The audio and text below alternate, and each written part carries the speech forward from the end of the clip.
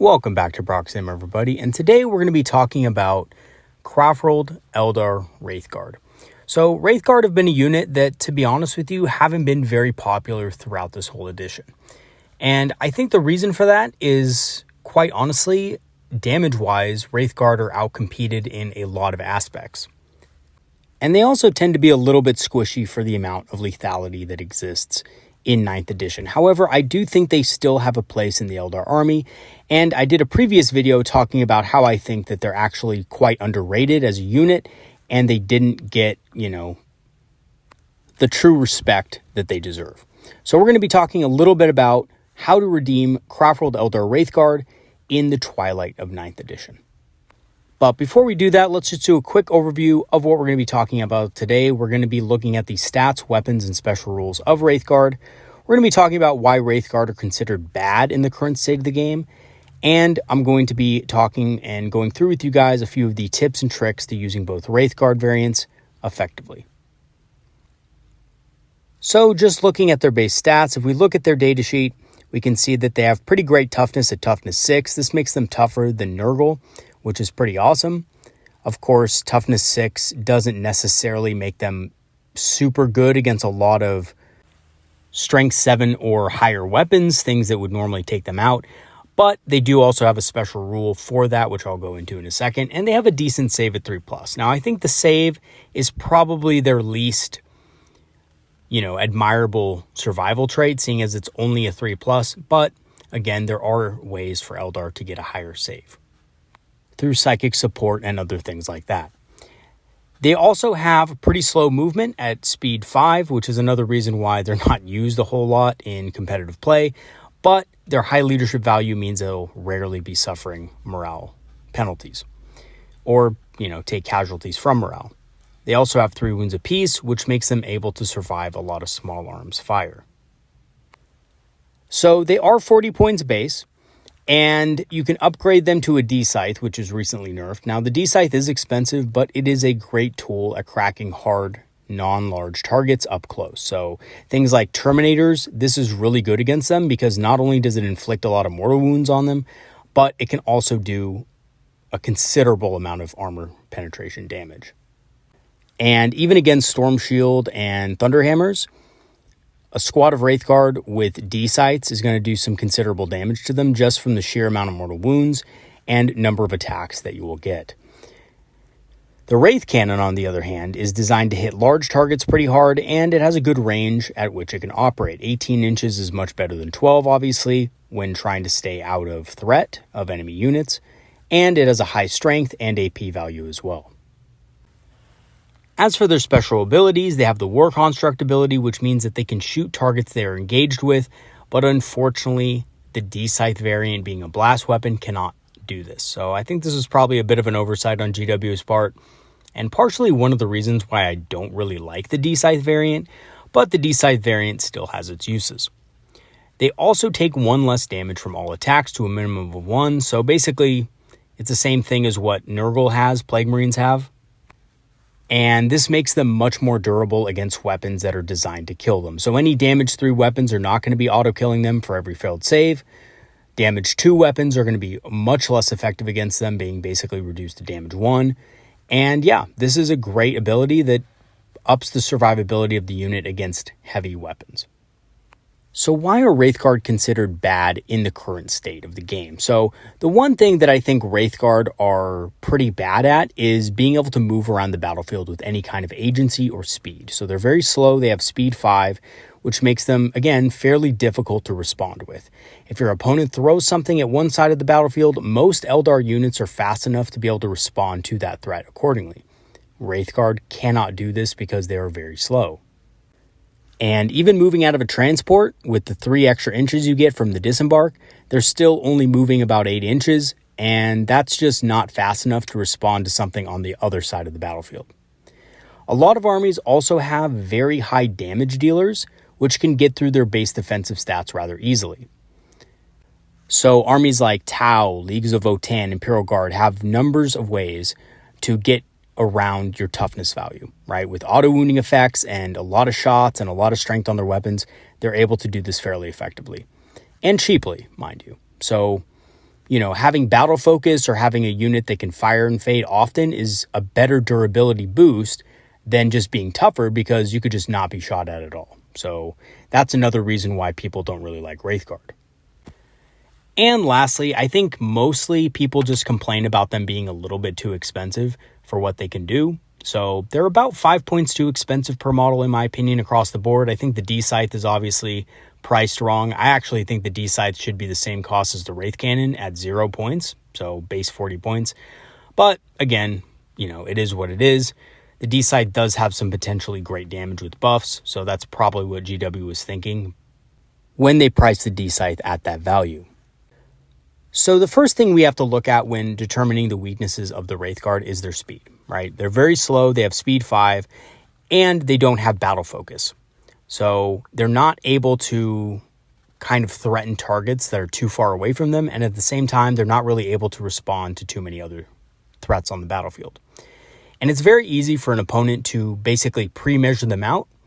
So what that means is that when Wraithguard are in a certain part of the battlefield, holding ground on a flank or something like that, your opponent can easily outrange them by just measuring out from the Wraithguard. So if your Wraithguard have a 5-inch movement and an 18-inch range, that puts them at about a 23-inch threat range. If they want to advance, you can obviously, boost that by 6. You can boost it to a 29-inch threat range. But even so, the opponent can deploy on the other side of the battlefield and be relatively safe. So what this often means is that a unit of Wraithguard walking on foot is just not really going to be effective in any case, because your opponent is going to be able to just run away from them and ignore them completely. And if you do put them in a Wave Serpent, they take up 2 spaces each. So on top of their already big point investment, you have to spend a lot of points on a Wave Serpent that can only carry them and a couple of characters. And thus, it is often unwise to transport multiple Wraith units. And lastly, I think the way that you can kind of, remedy this a little bit is by putting them in Strategic Reserve or Webway Strike. Those can be very good options, but again, if you're going against an army that has a lot of ability to kind of screen you out and make it hard for you to land in the right spot, then they're also going to be at a disadvantage at that point. The other reason why Wraithguard are not seen as that great is because a lot of armies have high damage that can easily, again, bust through their high defensive stats. So armies like Tau, Leagues of Votann, Imperial Guard, and other Eldar factions as well have tools to rip through their toughness and armor. Mortal Wound spam is also a great way of getting rid of their ability to make invul saves and armor saves, and it is common to a lot of armies. Thousand Sons in particular are very good against Wraithguard armies because their normal weapons have a high AP value, right? They basically cast mortal wounds for every unit, so every unit can actually deal mortal wounds to these guys as well. So, Thousand Sons are very good against them. Other Eldar factions can do a lot of damage to them, and in general, Wraithguard just don't feel that tough anymore for their cost.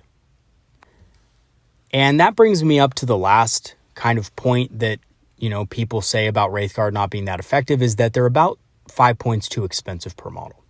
So because of their high base cost, they don't tend to trade well against the enemy units they're effective against. Wraithguard with Wraith Cannons, are effective against tanks, but for their high cost of 200 points, they don't trade effectively against those vehicles. So if you're firing at a 140-point vehicle, yeah, you might kill it, but your unit is probably out in the open and probably going to die now, even if you manage to kill that vehicle, right? And again, with all the kind of defensive buffs and stratagems that players have at their disposal, you might not be able to kill it unless you give them guide, unless you doom the vehicle and, give your Wraithguard the proper support. And when you compare Wraithguard with Wraith Cannons at 200 points to Fire Dragons at 120 or even 3D Cannons at 195, you're going to see that in most cases, people are either going to prefer to just go cheaper and trade more efficiently with the Fire Dragons, or pick something that, can fire multiple times a game and not be in harm's way, like the D-Cannons can. And that's where you start to kind of get a little bit iffy with taking Wraithguard, because there's just better options for anti-tank within the Codex. And typically, unless you're, again, investing heavily in your Wraithguard, they're just not going to be as effective as those other options. However, there are some tips and tricks to using both Wraithguard variants effectively, and I want to go ahead and share those with you guys in the Twilight of this edition so that you can at least get some fun with your units before we move into 10th, which actually I think in 10th edition, these guys are going to be much better in general, just to let you guys know. But, in the meantime, I think they still have a place in a lot of Eldar lists if used effectively. So I actually played some games recently with a Uthway list that had 5 Wraithguard in it with Wraith Cannons, basically because I wanted to test out if a unit of Wraithguard could act as a good, middle of the board unit that could come down and survive a couple of volleys of enemy firepower and dish out some good damage in the meantime. So basically, you drop them in cover, preferably light cover or dense cover to give them, extra durability, either a -1 to hit, which is really good, or a +1 to your save. Now, I prefer light cover with these guys because you can always give them lightning fast reflexes, right? They can actually benefit from this, I believe. So lightning fast reflexes gives them that -1 to hit in the enemy shooting or fight phase. Obviously, you're going to want to do it in the shooting phase because if these guys get into melee with anything serious, they're probably going to die, right? Thunderhammers will make usually pretty quick work of them, as will a lot of other heavy melee units. So you definitely don't want to do that.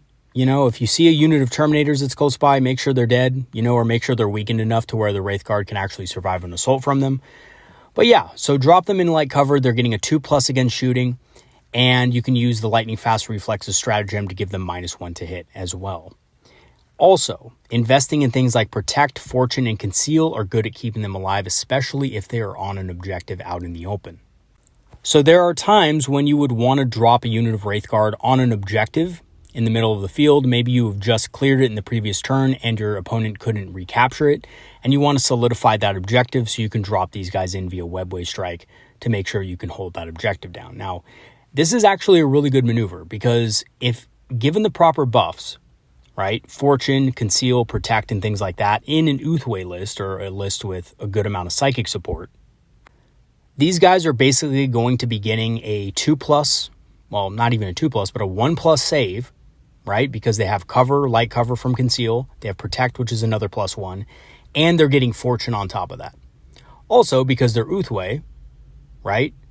They're getting a 6+ invulnerable save on top of everything else, which synergizes really good with Strands of Fate. So if your opponent has some really high AP attacks that can, knock you down, which, they probably won't, to be honest with you, unless they have something insane.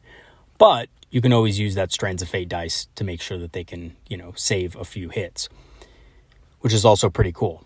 And these guys can survive really well if you do it this way. And because they have larger bases, you can actually cover them fully on the objective so that opponents can't get on it unless they kill them.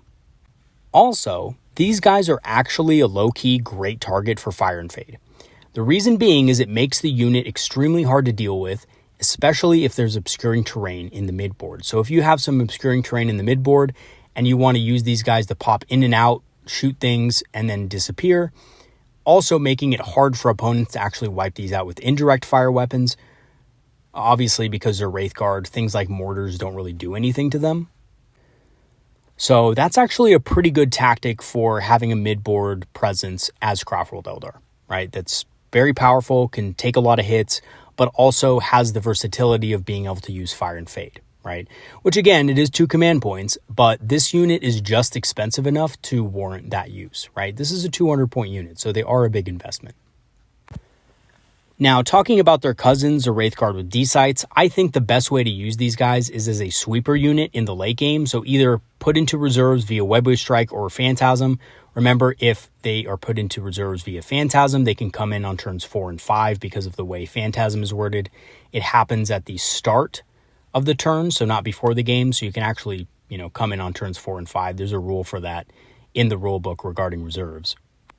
So if somebody tries to call you on that, you can just tell them, well, this actually happens at the start of the first battle round, not before the battle, so I'm actually able to come in on turns 4 and 5.